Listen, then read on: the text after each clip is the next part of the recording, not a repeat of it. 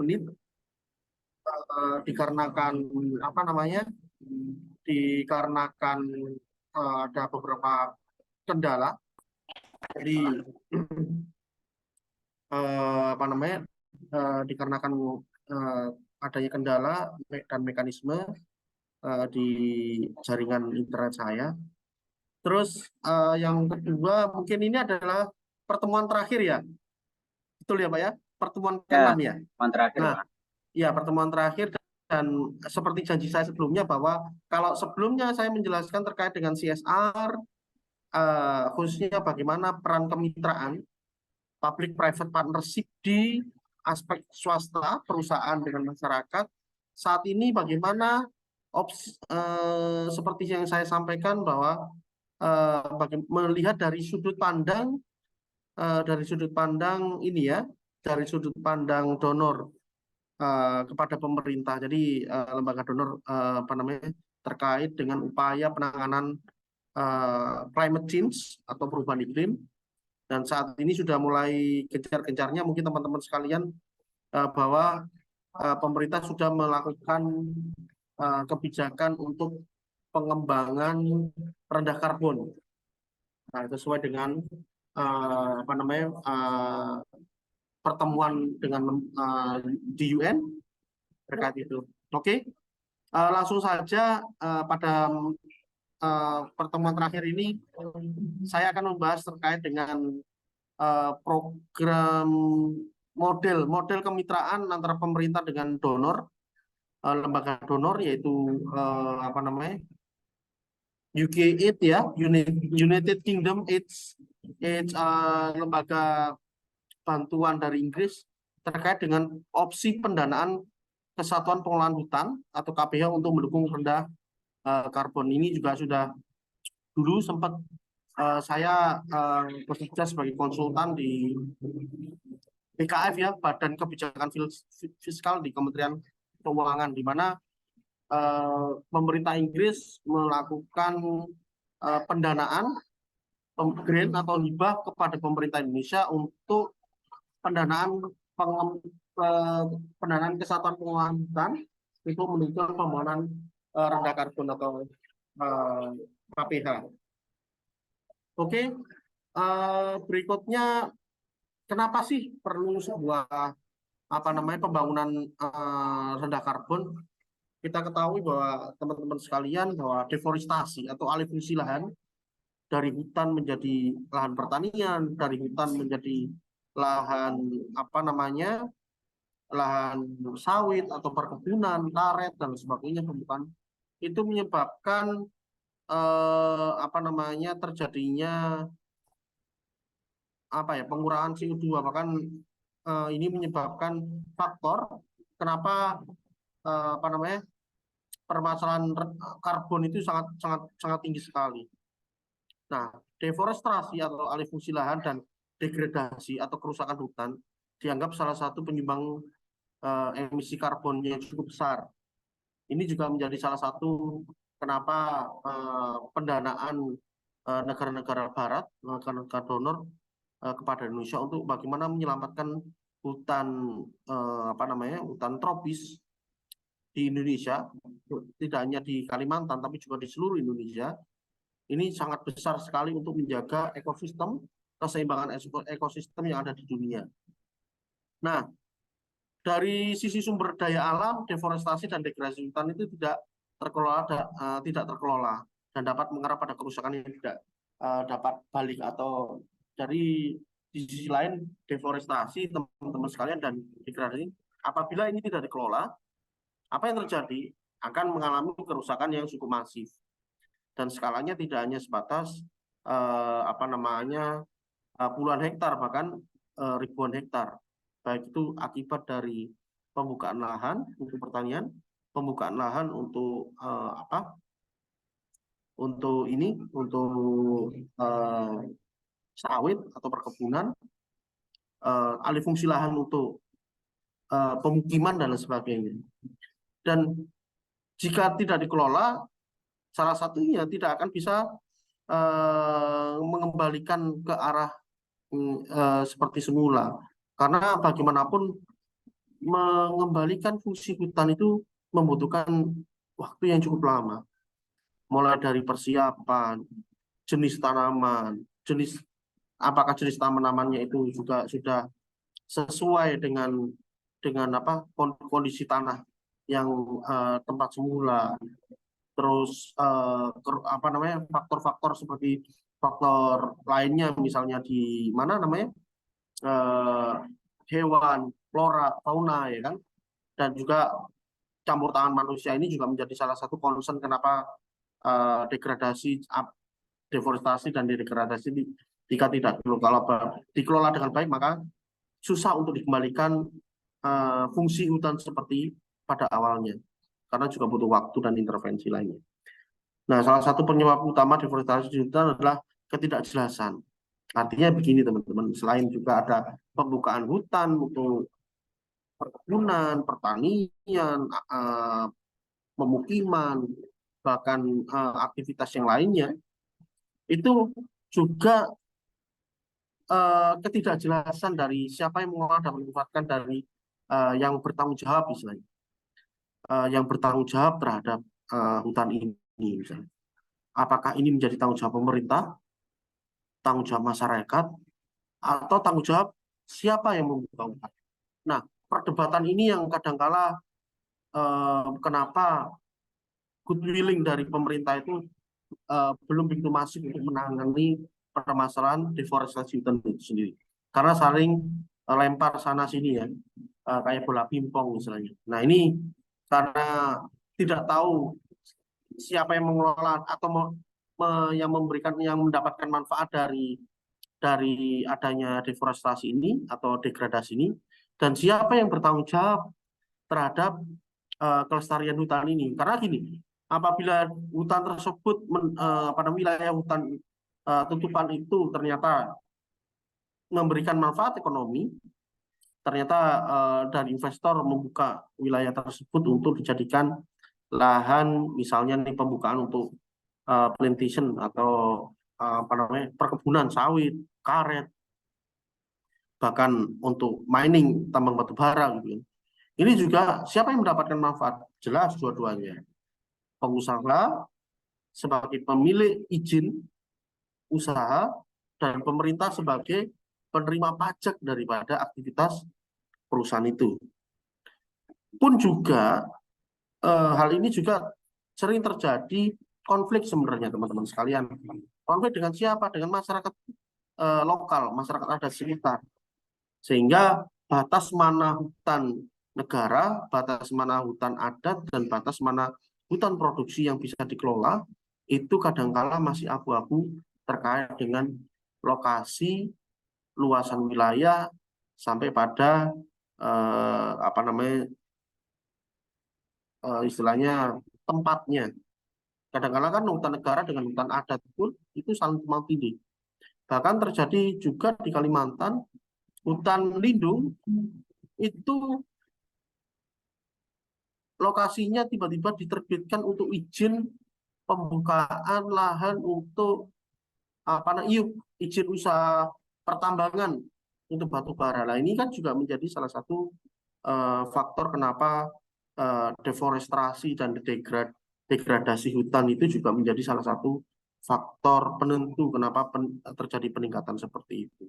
Padahal kita tahu sendiri bahwa penerbitan izin usaha pertambangan itu harus melihat tidak hanya aspek ketersediaannya dari bahan baku tambang itu seperti batu bara dan sebagainya, tapi juga melihat dari aspek environment atau lingkungan sekitar. Apakah wilayah izin usaha itu masuk di wilayah hutan lindung atau hutan produksi atau tanah milik masyarakat. Nah ini yang kadangkala sempat terjadi, beberapa perusahaan itu mengalami konflik dengan masyarakat lokal, masyarakat adat terkait dengan lokasi di mana pembukaan area usaha untuk pertambangan yang mengambil wilayah hutan adat di daerah tertentu, khususnya di Kalimantan.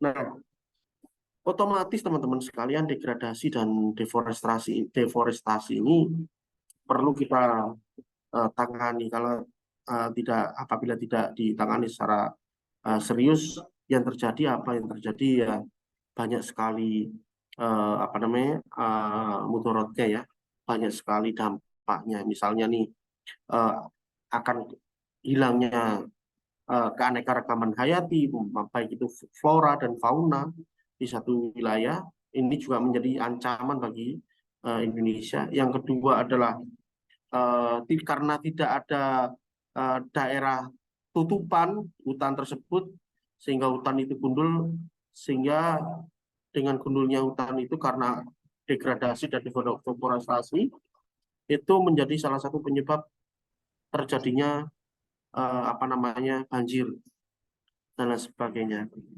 Dan juga apa namanya perlu juga bagaimana masyarakat dilibatkan. Ini yang juga menjadi salah satu concern sebenarnya.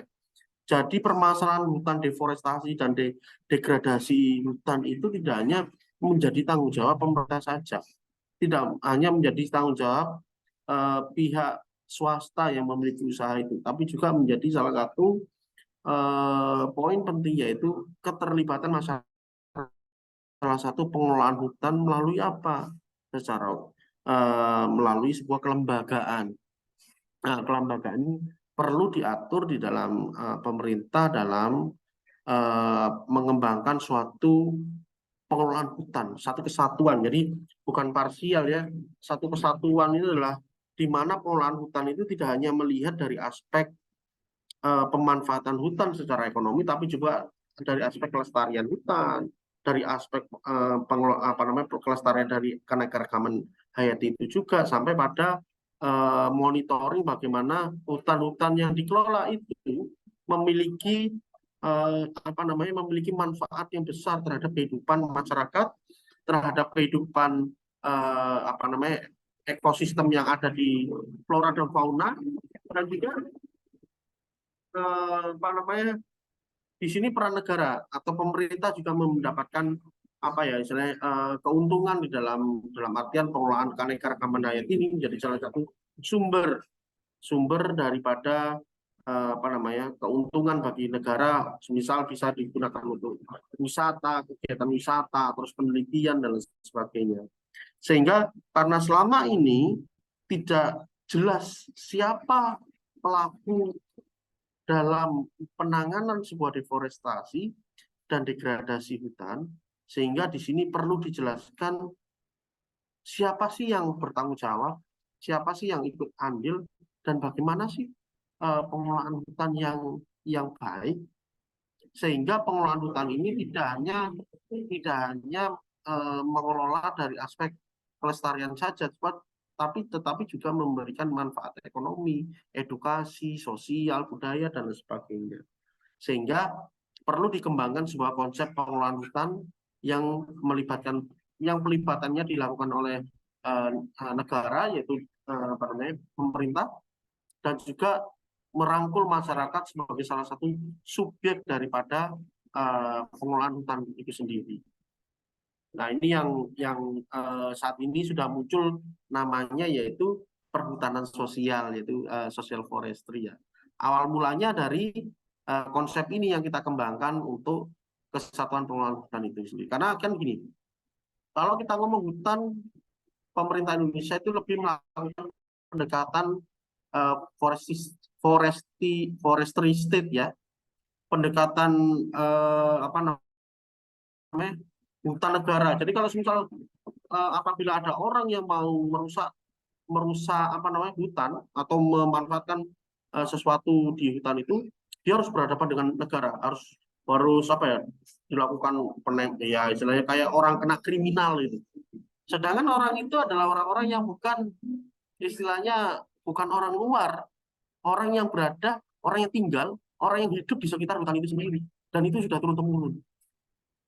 Sehingga pendekatan forestry state itu kadangkala membuat masyarakat itu tidak memiliki peran yang besar, dan masyarakat menjadi salah satu objek daripada pembangunan itu sendiri. Sehingga secara otomatis perubahan-perubahan ini yang perlu kita kembangkan untuk bagaimana melibatkan masyarakat, sehingga masyarakat juga aware apa namanya masyarakat juga memiliki peran, dan masyarakat juga bertanggung jawab terhadap pengelolaan hutan yang ada di sekitarnya, sehingga sebuah Jadi istilahnya pelaku dari pengembangan kawasan hutan dan pengelolaan kelembagaan ini menjadi satu kesatuan untuk membuat sebuah konsep pengelolaan hutan yang terpadu.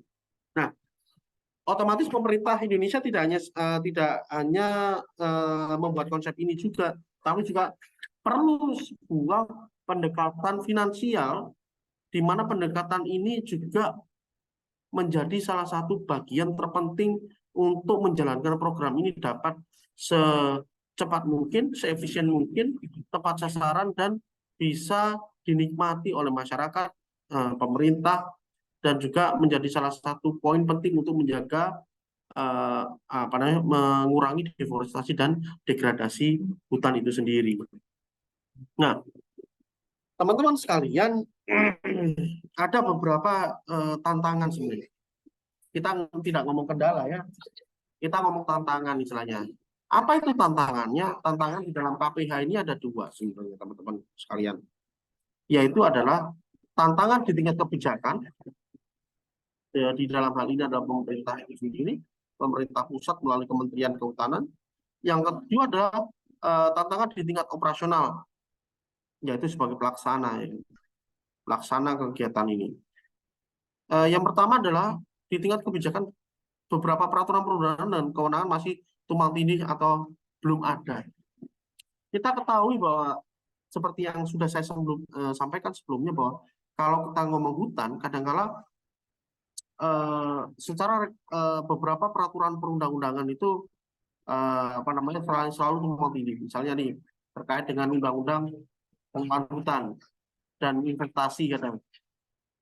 Nah, undang-undang pengelolaan hutan dan investasi di sisi lain, pada saat investor atau pihak swasta ditarik oleh pemerintah, ya, ditarik oleh pemerintah untuk berinvestasi di Indonesia, sehingga tujuannya adalah untuk menyerap tenaga kerja dan pemerintah atau negara mendapatkan dana atau uang di dalam pajak operasional atau pajak kegiatan usaha tersebut.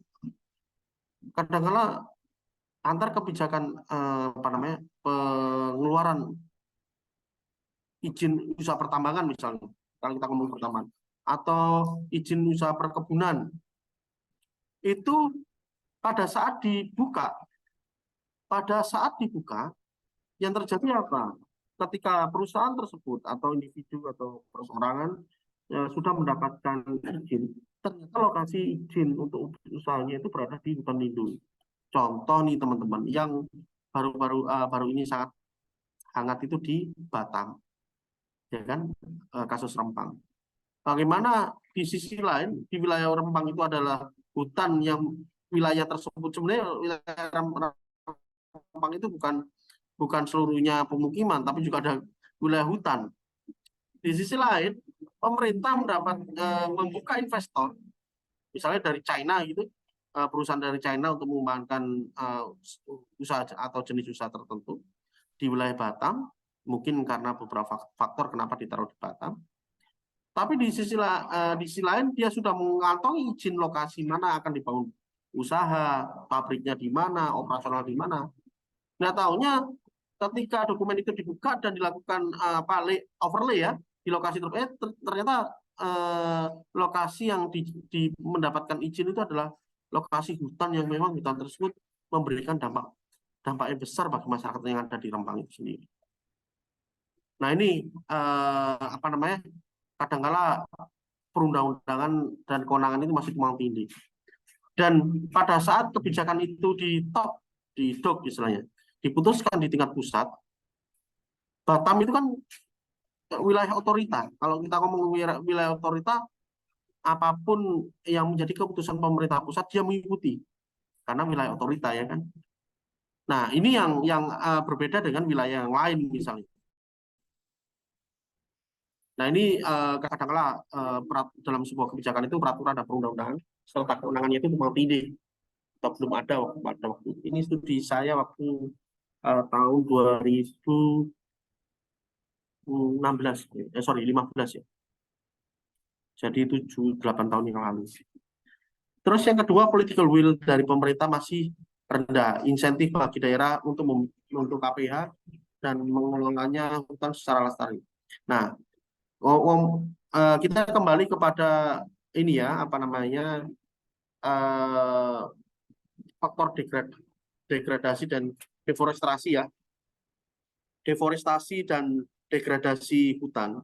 Itu kan kalau kita ngomong hutan, otomatis seluruh pemerintah daerah pasti mendukung bagaimana hutan itu tetap lestari, karena di hutan itu juga selain keanekaragaman hayati, wilayah tersebut juga menjadi salah satu penopang apa namanya sumber kehidupan, baik itu apa namanya cadangan untuk air dan sebagainya kan.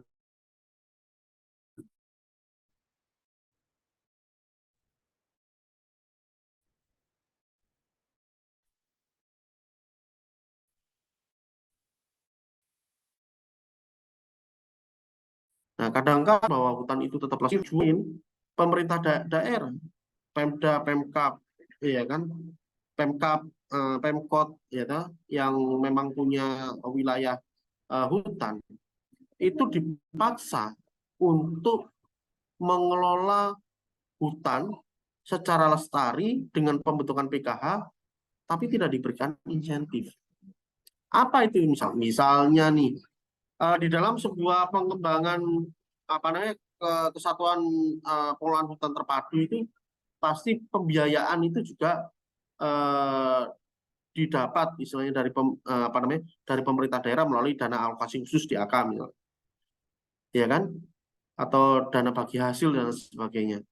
Dan yang ini untuk poin pengelolaan hutan KPH itu tidak ada insentif. Jadi ya kalau misal pemerintah pusat punya hajat untuk mengkampanyekan atau mengurangi pembangunan rendah karbon, ya otomatis pemerintah daerah juga harus siap menjalankan itu meskipun insentif ini tidak ada. Sehingga orang itu kan diminta, istilahnya pemerintah pusat meminta agar apa namanya dilakukan uh, pengurangan degradasi dan deforestasi di wilayah tertentu di daerah, tapi insentif yang diberikan tidak ada.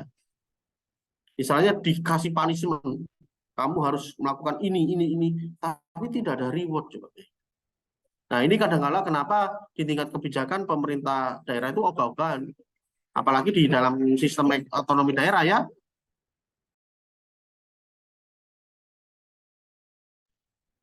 Di dalam sistem otonomi daerah kan istilahnya eh, apa namanya pemerintah daerah, ya kan, itu juga harus kewenangannya banyak, ya kan. Kalau di tingkat kabupaten kota kewenangannya banyak tapi budgetnya sedikit gitu.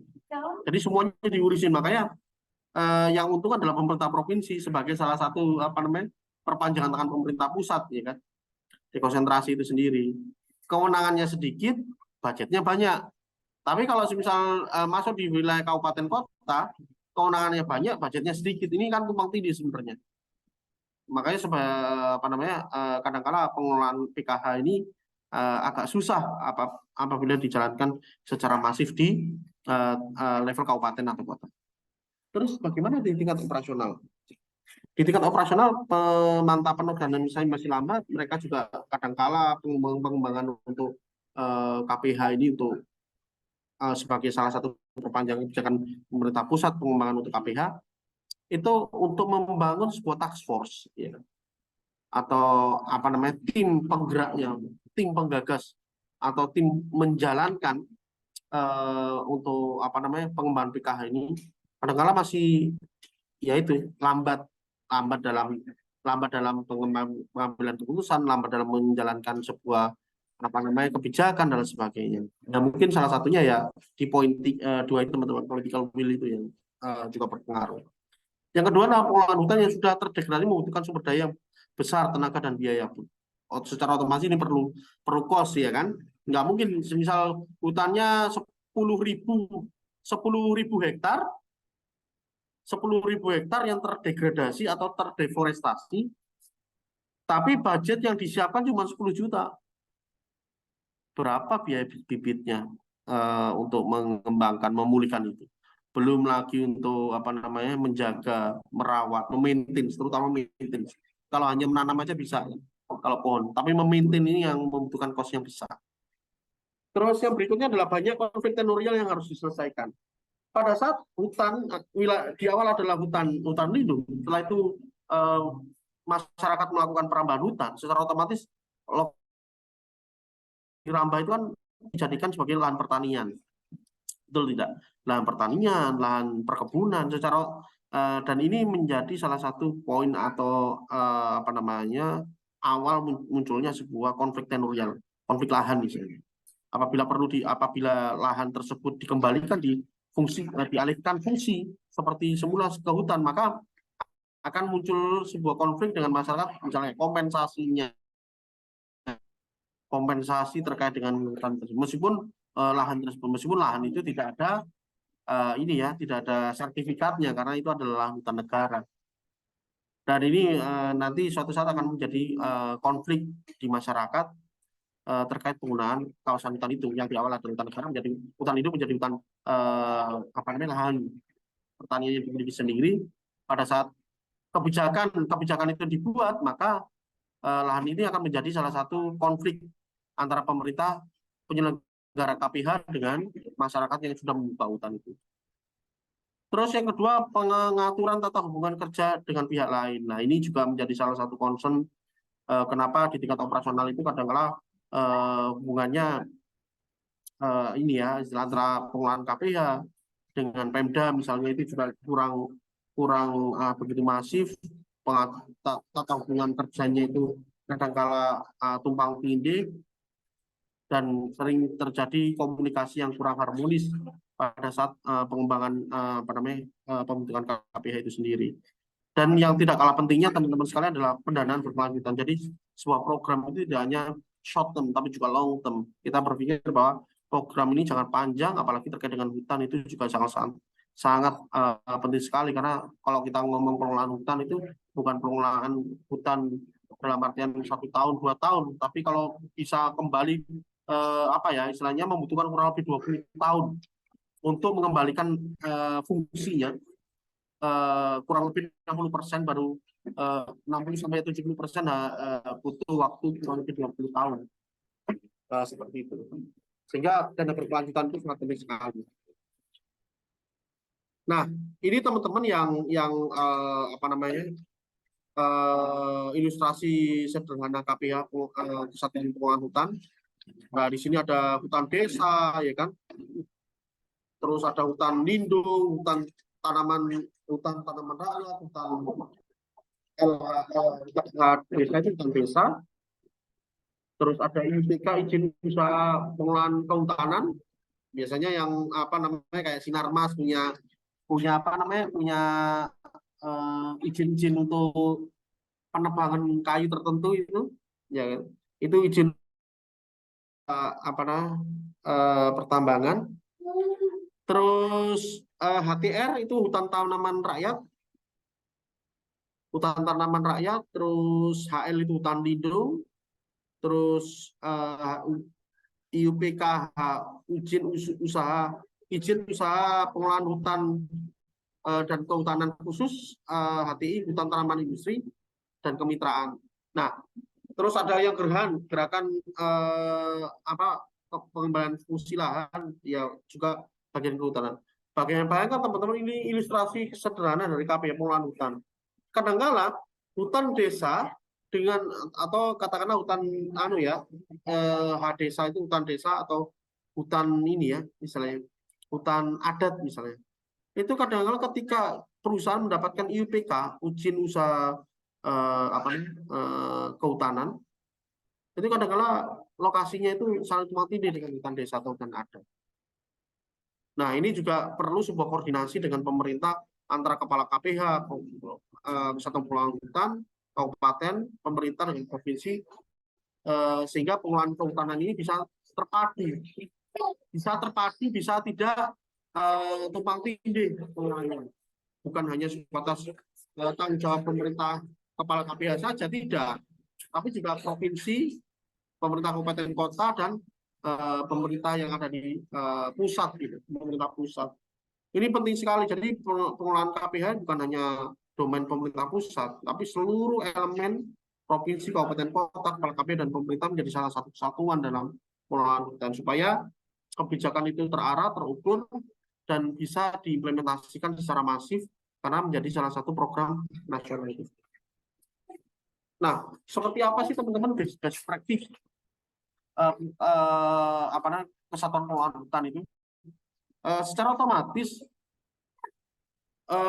KPH itu kan kesatuan pengelolaan hutan di perhutani misalnya nih perlu sebuah intervensi, ya kan, sebuah intervensi modelnya seperti apa? Misalnya nih modelnya kalau di perhutani di mana hutan diadopsi dari proses yang dilaksanakan oleh pemerintah.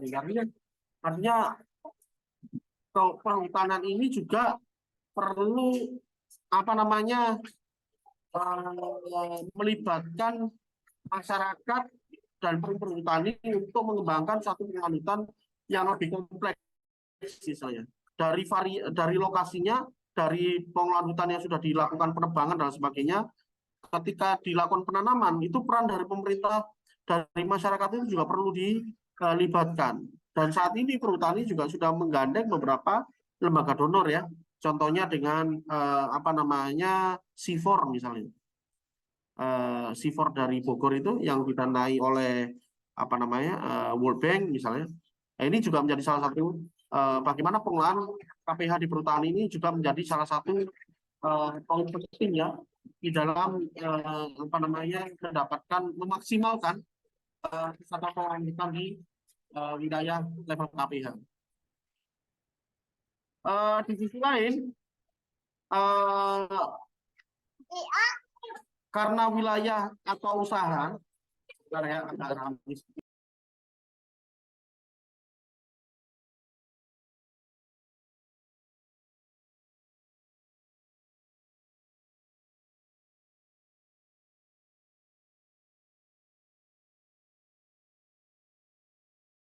nah, sorry. Nah, kadang-kala teman-teman sekalian, ketika kita membahas terkait dengan KPH itu kan di wilayah perhutani itu kan memang, apalagi perhutani ya istilahnya menjadi salah satu BUMN badan usaha milik negara yang khusus di perhutanan ya istilahnya. Nah, dia juga tidak hanya sebatas pengelolaan hutan, pengelolaan hasil hutan saja. Misalnya hutan memproduksi kayu, terus hasil hutan dan sebagainya. Tapi perlu juga mengintegrasikan dengan wisata misalnya. Banyak sekali misalnya kalau misalnya di Banyuwangi itu ada wilayah perhutani yang lokasinya itu dijadikan tempat untuk wisata. Artinya dia tidak hanya fokus di ini ya, tidak hanya fokus di hutan, tapi memanfaatkan pengelolaan hutan untuk ekoturisme dan itu menjadi salah satu fungsi utama. Dan tahu yang aneh, bukan aneh ya sebenarnya, yang saya pahami bahwa ketika perhutani itu mengembangkan jasa lingkungan untuk wisata edukasi, wisata edukasi itu juga membutuhkan gelontoran dana dari donor. Salah satunya UNWTO, United Nations Tourism, itu juga ini ya, pernah mendanai perhutani yang ada di Banyuwangi. Ya sekarang jadi mungkin kalau teman-teman baca Dejawatan itu salah satu bagaimana kolaborasi KPH di perhutani dengan bantuan lembaga donor internasional untuk mendanai turisme yang ada di wilayah perhutani itu sendiri.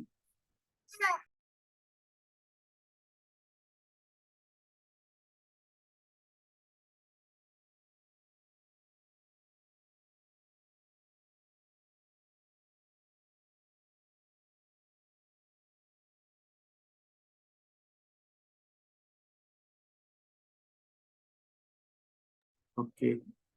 Terus, nah ini yang misalnya nih di Kanada misalnya, ini juga diadopsi oleh di Indonesia ya.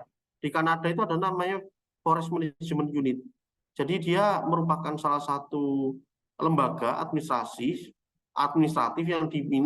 yang dimana dia bertugas untuk mengelola hutan, ya, lahan hutan yang didesain atau yang dibuat oleh kementerian.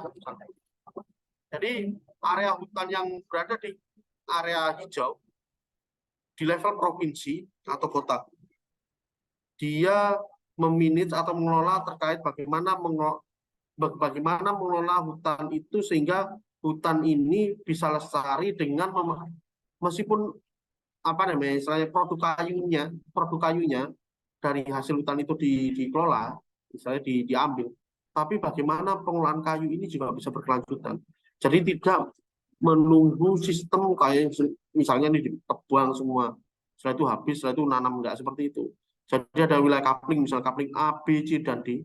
Tahun pertama dia akan habiskan kapling A, tahun kedua kapling B.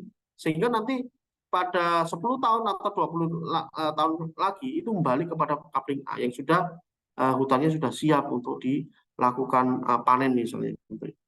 Pun juga dengan di Australia ya. Jadi Australia itu juga memiliki standar terkait dengan forest management unit misalnya. Jadi dia juga apa namanya dikelola oleh sebuah agensi atau sebuah dinas yang memang bertugas untuk melakukan sebuah pengelolaan hutan itu sendiri. Jadi ini program KPH ini sebenarnya KPH ini adalah mengadopsi FMU atau Forest Management Unit yang ada di luar sehingga diadopsi kepada Indonesia. Tujuannya apa? Agar di hutan Indonesia itu lestari. Nah, di sini teman-teman sekalian, beberapa peraturan apa namanya peraturan pemerintah terkait dengan kehutanan yang menjadi salah satu apa namanya istilahnya pedoman atau istilahnya ini ya apa namanya legal standing bagaimana pengelolaan hutan dan pengelolaan tersebut bisa berkolaborasi bermitra dengan lembaga donor. Ya ini menjadi satu legal standing. Undang-Undang 41 tahun 99 tentang kehutanan. Terus setelah itu dari peraturan pemerintah permen yaitu Permen PP nomor 6 tahun 2007, PP 38 tahun 2007, PP 6 tahun 2007 dan PP 3 tahun 2008 tentang tata hutan, penyusunan rencana pengelolaan hutan serta pemanfaatan hutan. Terus yang berikutnya adalah tentang PP 38 tahun 2007 tentang pembagian urusan antara pemerintah provinsi, pemerintah kabupaten, kewenangan ya. Dan yang ketiga adalah PP 41 tahun 2000 tentang organisasi perangkat daerah atau OPD. Waktu itu sedang direvisi. Waktu tahun 2015. Nah, selain dari PP peraturan pemerintah juga ada dari permen ya.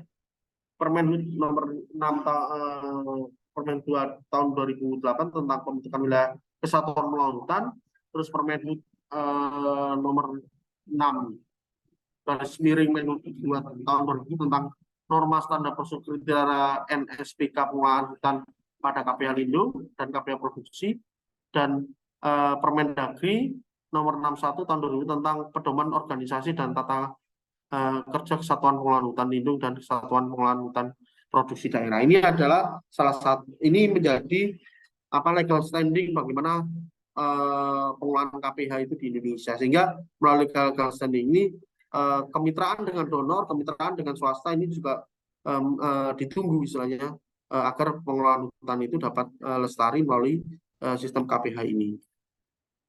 Oke, kalau dari sini ada pertanyaan nggak teman-teman semua?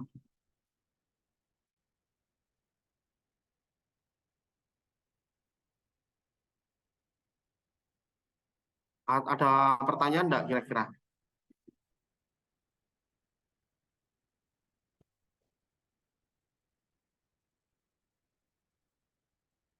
Halo?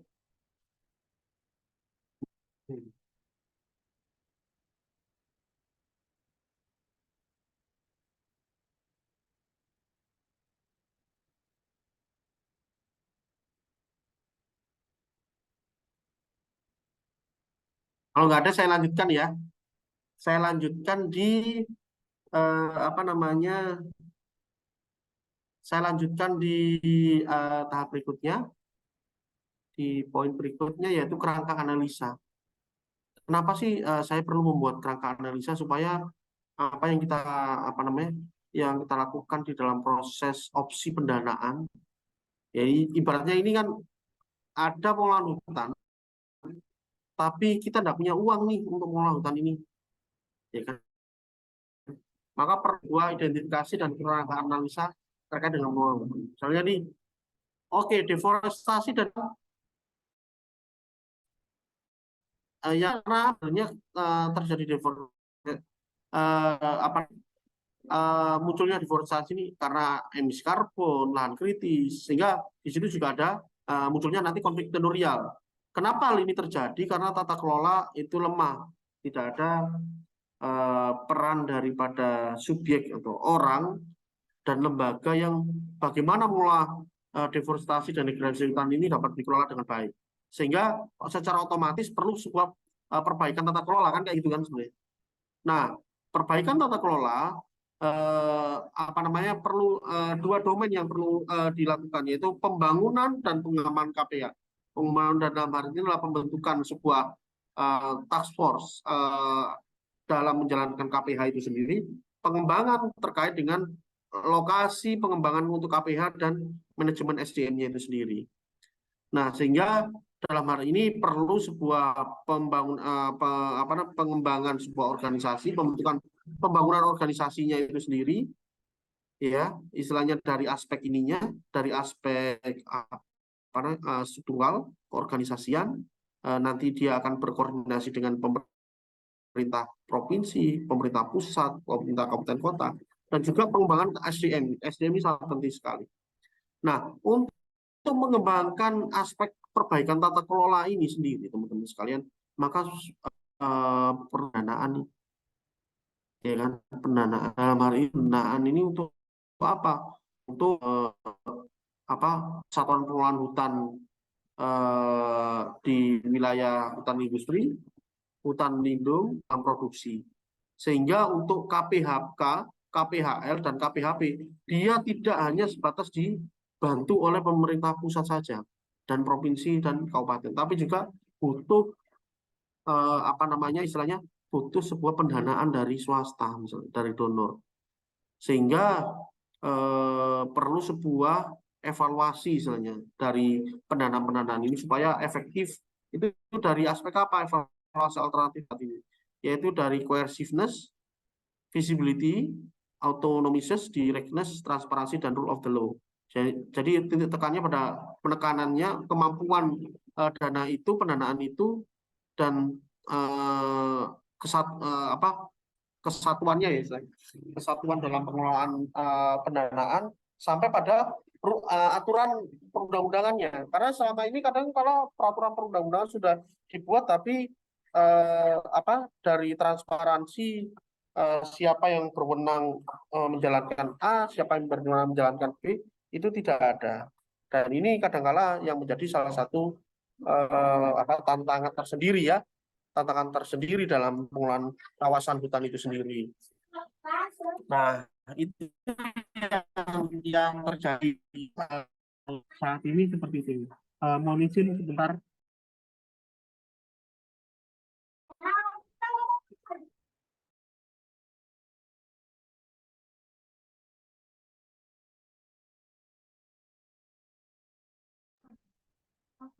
Mohon waktu sebentar ya Pak.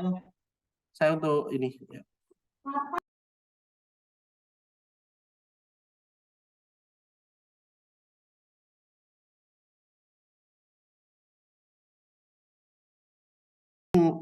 Apa namanya? Dalam evaluasi alternatif pendanaan saat ini yang perlu apa namanya ada 7 yang perlu ditekankan sebenarnya teman-teman sekalian, sehingga dari pendanaan KPH, KPHK, KPHL, dan KPHP, opsi pendanaan KPH yang efektif, efisien itu bisa digunakan untuk apa pendanaannya, kan kayak gitu ya.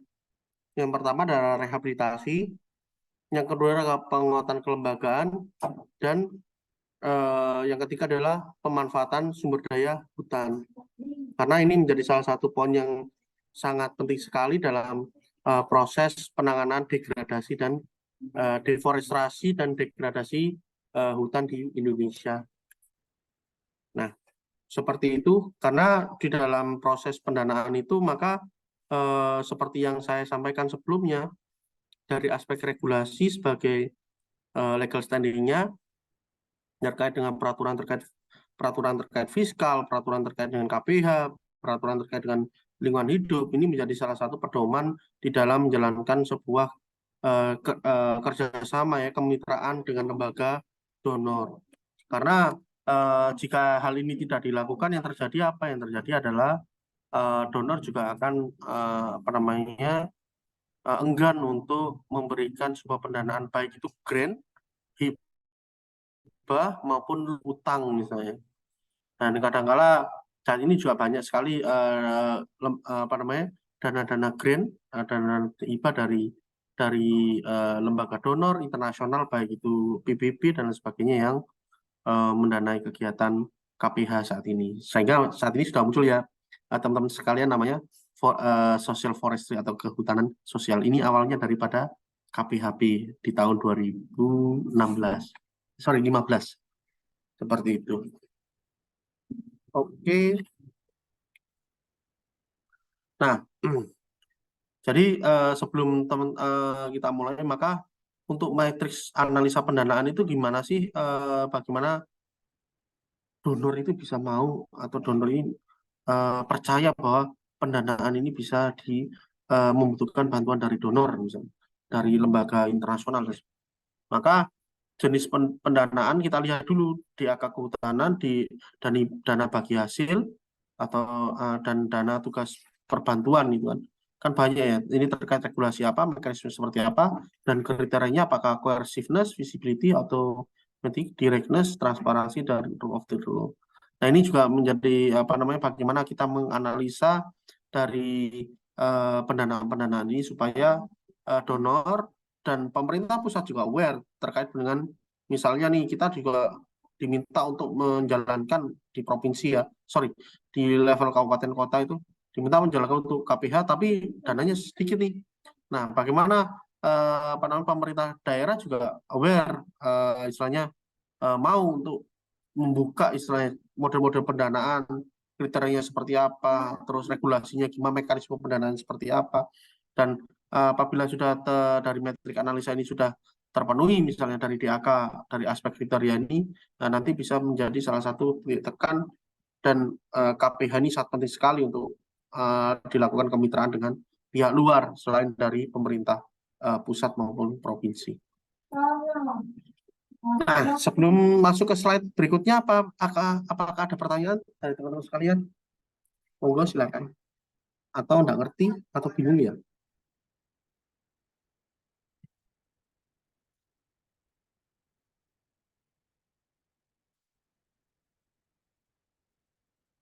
Ada pertanyaan kah?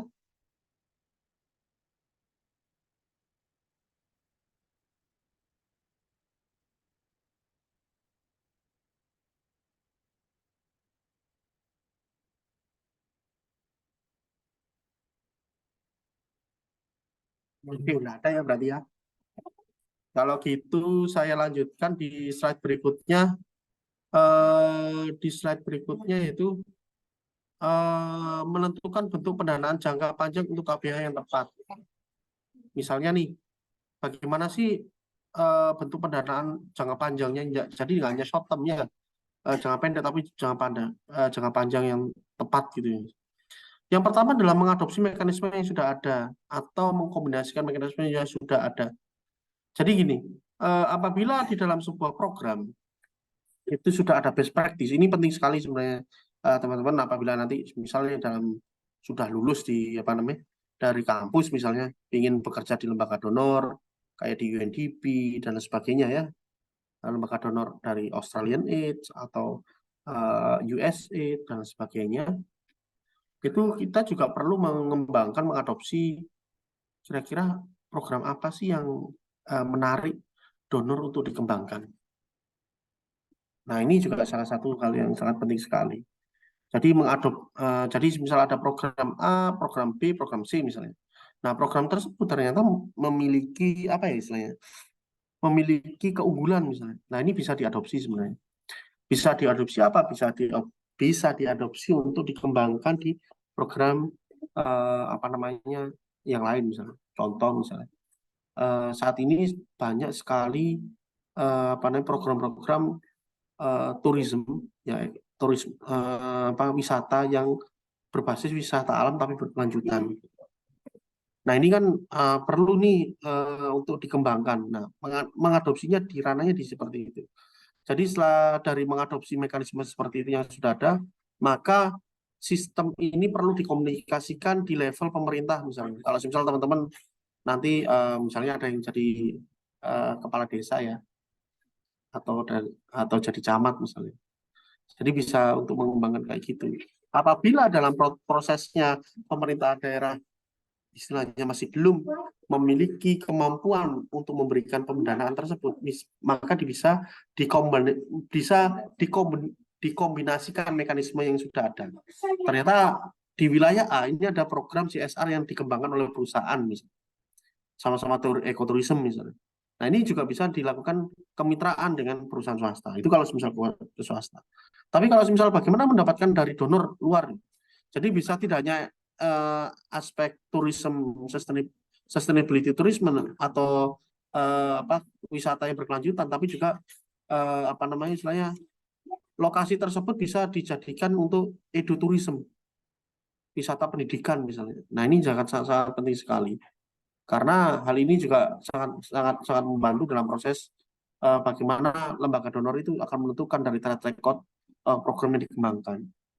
Terus yang poin berikutnya adalah mengembangkan sistem yang baru sama sekali dan jika hasil penilaian tidak ada yang memuaskan. Jadi bisa misalnya ada sesuatu hal baru, ide yang baru dikembangkan oleh teman-teman misalnya terkait dengan turisme yang memang tidak ada di tempat lain. Nah, ini menjadi dan menarik untuk bagaimana apa namanya turisme ini terintegrasi dengan misalnya keanekaragaman hayati, pendidikan, ekonomi dan sebagainya. Ini menjadi salah satu kompleksitas istilahnya integrated tourism sustainability ya, sustainability tourism integration ya misalnya. Jadi kesatuan wisata yang berkelanjutan, ada pendidikan, ada wisata alamnya juga, ada apa namanya ekonomi, ada pengelolaan dari wisata itu sendiri, produk-produk wisata itu sendiri di dalam satu kompleks. Nah, ini juga akan menarik lembaga donor untuk mencoba membantu mengembangkan wilayah tersebut, wilayah wisata tersebut. Oke, dari saya itu yang bisa saya sampaikan. Mungkin kita buka sesi tanya jawab ya. Monggo dipersilakan dari teman-teman.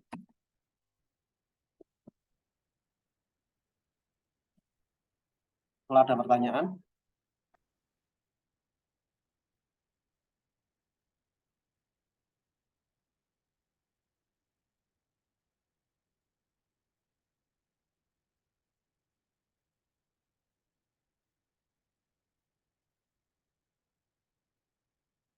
ada pertanyaan enggak? Atau ngantuk?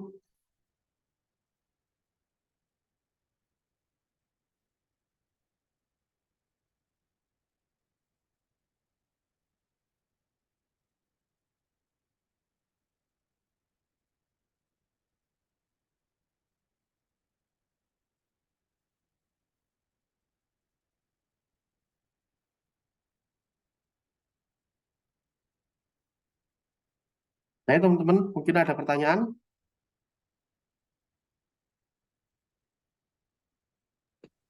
Tidak ada, Bapak.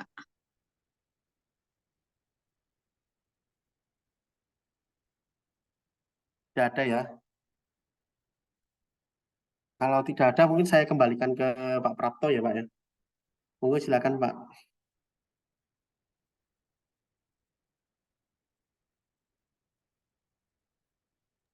Yang bagian mana Pak yang di screenshot Pak? Yang ini, Pak. Oh yang ini ya. Iya.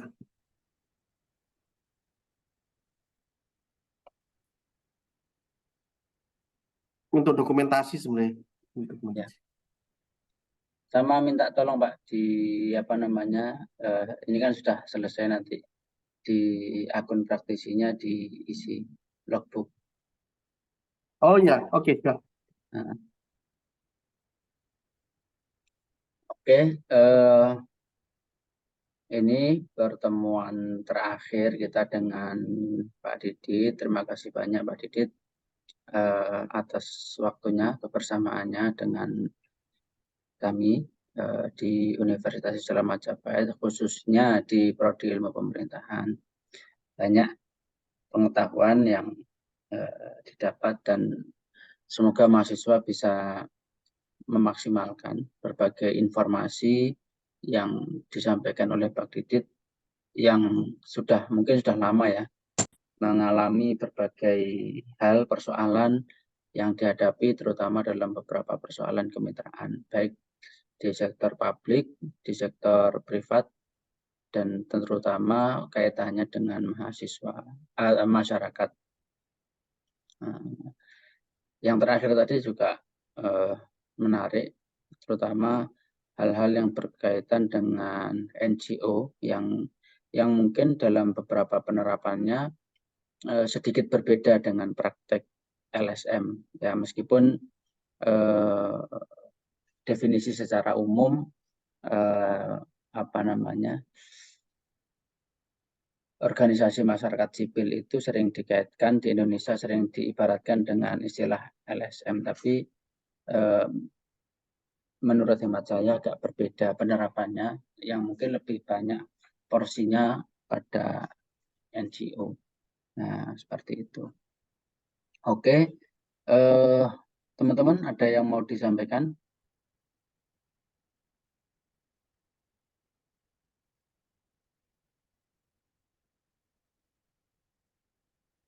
Tidak ada? Kalau tidak ada, minta tolong on kamera ya. Di apa namanya? Sebelum ini boleh nggak Pak saya untuk mengabsen dulu? Oke, silakan Pak. Sambil on Oke. kamera ya. Iya, betul Pak. Oke.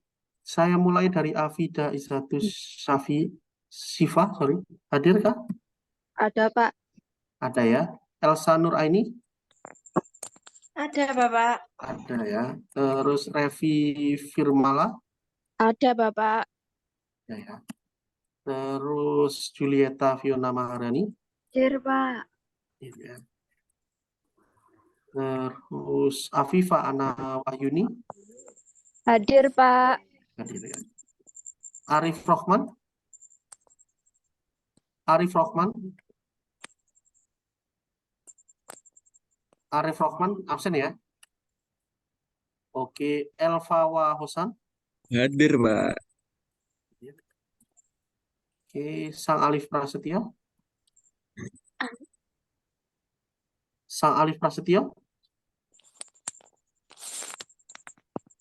Absen kah? Absen ya. Terus Rohikul Maani. Hadir, Pak. Ya. Hisamuddin. Hadir, Pak. Faisal Mubarok. Faisal Mubarok. Absen ya. Dava Rifki Ferianto. Hadir, Pak. Hadir. Hadir ya. Terus Rizky Abi Setiawan. Rizky Abi Setiawan. Absen. Penjelasan terkait ilmu yang sudah Bapak jelaskan kepada kami, semoga apa yang Bapak sampaikan, apa yang Bapak beri menjadi ilmu yang bermanfaat bagi kita dan menjadi amal baik buat Bapak Didit. Ya, mungkin itu perwakilan dari kami. Terima kasih Pak atas ilmu yang selama ini Bapak berikan kepada kita. Ya, terima kasih Mas Roful. Mudah-mudahan kesempatan dan lain saja mungkin ada kesempatan bisa bertemu baik itu online maupun offline sama teman-teman juga. Ya. Oke, sebelum kita tutup, saya juga mengucapkan terima kasih banyak Pak Didit sudah berkenan dan bersedia mengisi di tempat kami, khususnya di ilmu pemerintahan.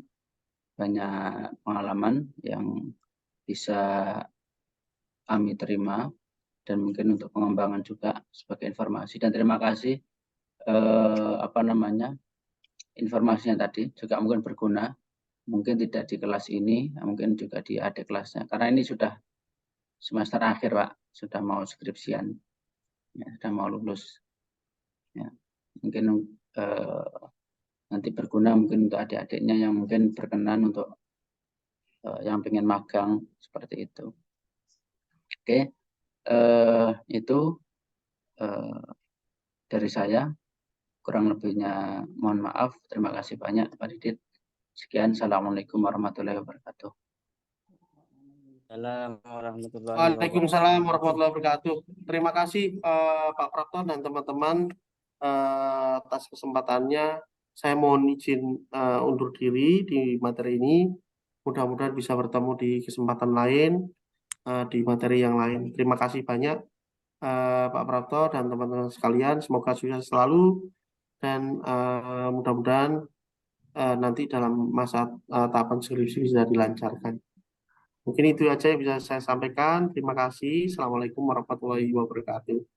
Mohon untuk izin live dari YouTube ya Pak. Terima kasih. Iya. Oke, sekian pertemuan kita malam ini. Kita lanjut. UTS tanggal berapa UTS? Hmm?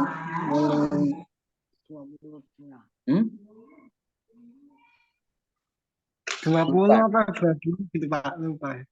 Oh, berarti sekali lagi terus UTS ya. Oke. Minggu depan ketemu. Semoga nggak ada kendala. Kalau nggak ada kendala nanti kita ketemu di kampus. Oke, itu informasi. Mungkin UTS sampai akhir bulan ya? Ya, 2 minggu ya biasanya.